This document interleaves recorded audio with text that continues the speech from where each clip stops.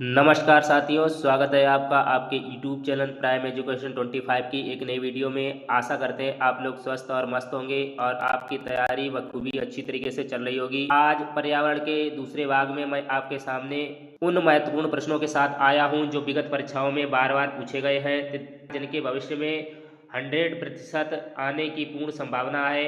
इसलिए आप वीडियो के अंत तक बने रहें। इस चैनल पर नए हैं और अभी तक आपने चैनल को सब्सक्राइब नहीं किया है तो प्लीज़ आप चैनल को सब्सक्राइब कर लीजिए और बेल आइकन को भी दबा लीजिए, जिससे वीडियो की नोटिफिकेशन आपको मिलती रहे। तो आइए बिना देरी किए हुए वीडियो पर चलते हैं। इसके पहले सवाल में पूछा गया है कि निम्नलिखित में से कौन कृत्रिम पारिस्थितिकी तंत्र है? ए धान का खेत, बी वन, सी घास का मैदान या डी झील। कृत्रिम पारिस्थितिकी तंत्र जो है वो है धान का खेत। इस तरीके से विकल्प ए बिल्कुल सही होगा। अगले नेक्स्ट सवाल में पूछा गया है कि टैगा वन विशिष्टता है?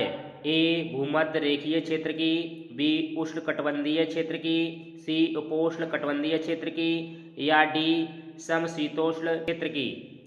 तो यहाँ पर टैगा वन विशिष्टता जो होगी वो होगी उपोष्ण कटिबंधीय क्षेत्र की। इस तरीके से विकल्प सी बिल्कुल सही होगा। चलते हैं अगले प्रश्न पर। अगले प्रश्न पूछा गया है कि पारिस्थितिकी निम्नलिखित के बीच पारस्परिक संबंधों का अध्ययन है? ए जीव और वातावरण, बी मनुष्य और वन, सी मृदा और जल, सी पति और पत्नी।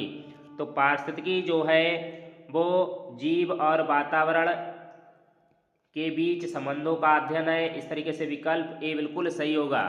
नेक्स्ट प्रश्न पूछा गया है कि व्हेल एवं शार्क हैं? ए वन्य परितंत्र के, बी समुद्री परितंत्र के, सी दोनों परितंत्र के या डी इनमें से कोई नहीं। व्हेल और जो शार्क जो है वो समुद्री परितंत्र के जीव हैं। इस तरीके से विकल्प बी बिल्कुल सही होगा। चलते हैं अगले प्रश्न पर। अगले प्रश्न पूछा गया है कि निम्नलिखित में से किस कार्य से पारिस्थितिकी संतुलन बिगड़ता है? ए लकड़ी काटना, बी सामाजिक वानिकी, सी वन महोत्सव या डी वन रोपण। तो पारिस्थितिकी संतुलन जो बिगड़ता है वो बिगड़ता है लकड़ी काटने से। इस तरीके से विकल्प ए बिल्कुल सही होगा। देखते हैं अगला प्रश्न। अगले प्रश्न पूछा गया है कि जीव भार का पिरामिड किस पारिस्थितिकी तंत्र में उल्टा जाता है? ए वन में, बी तालाब में, सी घासीय स्थल में या डी शुष्क स्थल में। तो जो जीव भार का पिरामिड जो उल्टा बनता है वो बनता है तालाब में। यहाँ पर इस तरीके से विकल्प भी बिल्कुल सही होगा। तालाब में जो पिरामिड बनता है वो बनता है, पहले उत्पादक होते हैं, उसके बाद शाकाहारी, उसके सबसे ऊपर जो होते हैं वो मांसाहारी होते हैं। इसलिए तालाब में जो पिरामिड बनता है वो उल्टा बनता है और पेड़ पर जो पिरामिड बनता है वो सीधा बनता है। पहले पेड़ उत्पादक होता है, उसके ऊपर शाकाहारी होते हैं, फिर उसके ऊपर परजीवी होते हैं और परजीवी के ऊपर उच्च परजीवी होते हैं। तो पेड़ पर जो पिरामिड बनता है वो सीधा बनता है, तालाब में उल्टा बनता है। अगले प्रश्न पूछा गया है कि पारिस्थितिकी तंत्र के जैविक घटकों में कौन उत्पादक घटक है? ए गाय, बी मोर, सी बाघ या डी हरे पौधे। तो उत्पादक घटक जो हैं, उत्पादन जो करते हैं वो हरे पौधे करते हैं। इस तरीके से विकल्प डी बिल्कुल सही होगा। देखते हैं अगला प्रश्न। अगले प्रश्न में पूछा गया है कि सर्वाधिक स्थायी पारिस्थितिकी तंत्र निम्नलिखित में से कौन है? ए मरुस्थल, बी पर्वत, सी महासागर या डी वन। तो स्थायी पारिस्थितिकी तंत्र जो है वो है महासागर। इस तरीके से विकल्प सी बिल्कुल सही होगा। देखते हैं अगला प्रश्न। अगले प्रश्न पूछा गया है कि हैदराबाद में स्थित हुसैन सागर झील किस जीव की वृद्धि से नष्ट हुई है? ए लेमना, बी हाइड्रिला, सी मगरमच्छ या डी जलकुंभी। तो हैदराबाद में स्थित हुसैन सागर जो झील है वो जलकुंभी के कारण नष्ट हुई है। इस तरीके से विकल्प डी बिल्कुल सही होगा। चलते अगले प्रश्न पर। अगले प्रश्न पूछा गया है कि पारिस्थितिकी तंत्र की संकल्पना को प्रस्तावित किया था? ए जी टेलर ने, बी ई हंगिस्टन ने, डी आर स्टोडर्ड ने या डी टांसले ने। तो पारिस्थितिकी तंत्र की संकल्पना को प्रस्तावित किया था टांसले ने। इस तरीके से विकल्प डी बिल्कुल सही होगा। देखते हैं अगला प्रश्न। अगले प्रश्न पूछा गया है कि घास स्थायी परितंत्र में संख्या का पिरामिड कैसा होता है? ए सीधा, बी उल्टा, सी दोनों में से कोई नहीं या डी इनमें से दोनों। तो घास में जो पिरामिड बनता है वो सीधा बनता है, इस तरीके से विकल्प ए बिल्कुल सही होगा। तालाब में जो पिरामिड बनता है वो उल्टा बनता है, इस तरीके से विकल्प ए बिल्कुल सही होगा। चलते हैं अगले प्रश्न पर। अगले प्रश्न में पूछा गया है कि खाद्य जाल में ऊर्जा का प्रवाह होता है। ए एक दिशीय, बी द्विदिशीय, सी चतुर्दिशीय या डी त्रिदिशीय। तो खाद्य जाल में ऊर्जा का प्रवाह जो होता है वो एक दिशीय होता है, इस तरीके से विकल्प ए बिल्कुल सही होगा। देखते हैं अगला प्रश्न। अगले प्रश्न में पूछा गया है कि एक खाद्य स्तर के दूसरे खाद्य स्तर में जाने पर ऊर्जा का ह्रास होता है। ए 20%, बी 40%, सी 80% या डी 90%। जब एक खाद्य स्तर से दूसरे खाद्य स्तर में ऊर्जा जाती है तो उसमें ह्रास जो होता है वो 90% होता है, इस तरीके से विकल्प डी बिल्कुल सही होगा। नेक्स्ट प्रश्न पूछा गया है कि परितंत्र का गतिक हृदय कहा जाता है। ए उत्पादक और ऊर्जा, बी उपभोक्ता और खनिज चक्र, सी उत्पादक और खनिज चक्र, डी ऊर्जा प्रवाह और खनिज चक्र। तो परितंत्र का गतिक हृदय जो कहा जाता है वो कहा जाता है ऊर्जा प्रवाह और खनिज चक्र को, विकल्प डी बिल्कुल सही होगा। प्रश्न पूछा गया है कि एक से अधिक जातियों का समूह जो किसी स्थान पर रहता है उसे कहते हैं।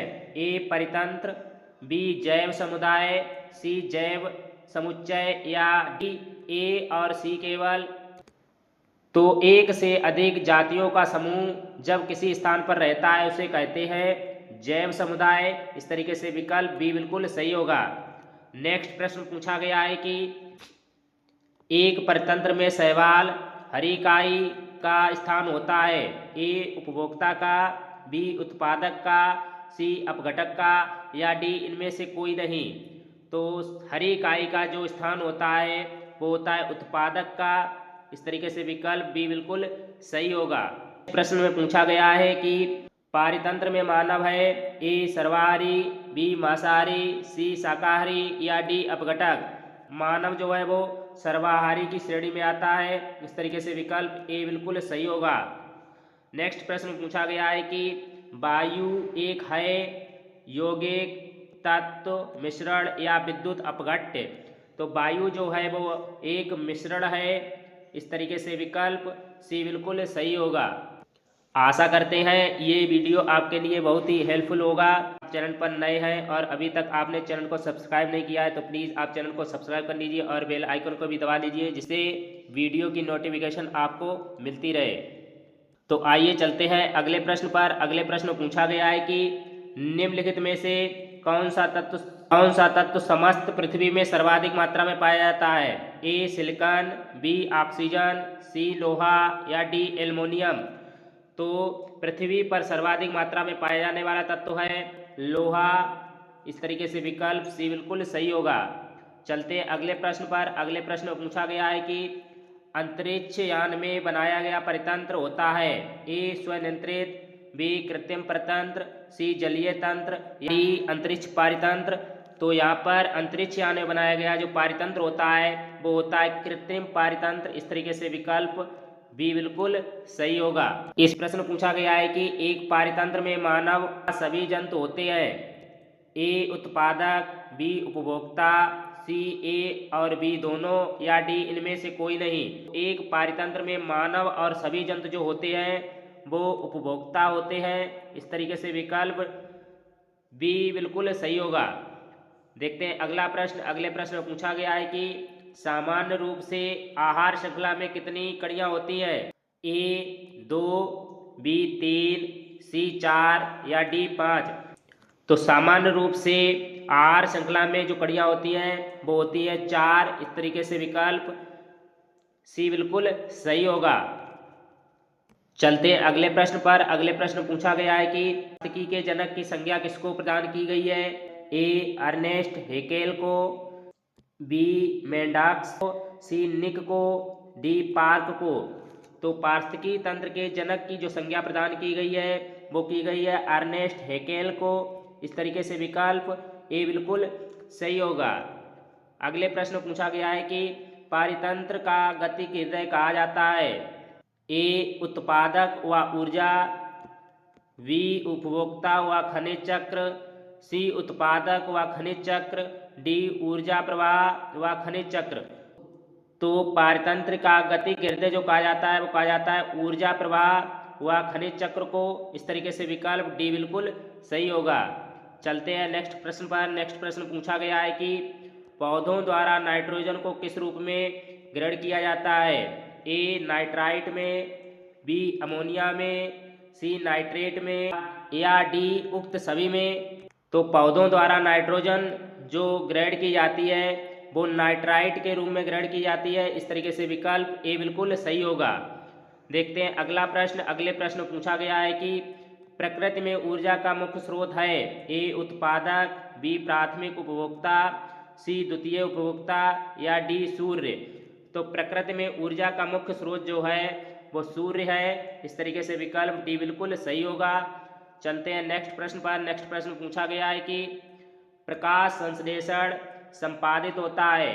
ए सभी पौधों द्वारा, बी सभी जंतुओं एवं पौधों द्वारा, सी सभी हरे पौधों द्वारा, डी वायरसों द्वारा। तो प्रकाश संश्लेषण जो संपादित होता है वो होता है सभी हरे पौधों द्वारा। इस तरीके से विकल्प सी बिल्कुल सही होगा। सभी पौधों द्वारा नहीं होगा क्योंकि यहाँ पर कुछ पौधे सूख जाते हैं, मृत हो जाते हैं, उनके द्वारा प्रकाश संश्लेषण नहीं होता है। हरे पौधों द्वारा प्रकाश संश्लेषण होता है। चलते हैं नेक्स्ट प्रश्न पर। नेक्स्ट प्रश्न पूछा गया है कि हरे पौधे प्रदूषण को घटाते हैं क्योंकि वे शोषण करते हैं। A sulphur dioxide, B carbon dioxide, C carbon monoxide या डी नाइट्रोजन। तो हरे पौधे प्रदूषण को हटाते हैं क्योंकि वह कार्बन डाइऑक्साइड अवशोषित करते हैं। इस तरीके से विकल्प बी बिल्कुल सही होगा। अगले प्रश्न पूछा गया है कि अधिकतर पेड़ पौधे पाए जाते हैं। ए स्थल मंडल में, बी जल मंडल में, सी वायुमंडल में या डी प्रकाश मंडल में। तो अधिकतर पेड़ पौधे जो पाए जाते हैं वो पाए जाते हैं स्थल मंडल में। इस तरीके से विकल्प ए बिल्कुल सही होगा। चलते हैं अगले प्रश्न पर। अगले प्रश्न पूछा गया है कि निम्नलिखित में से कौन सा सदाबहार पेड़ नहीं है।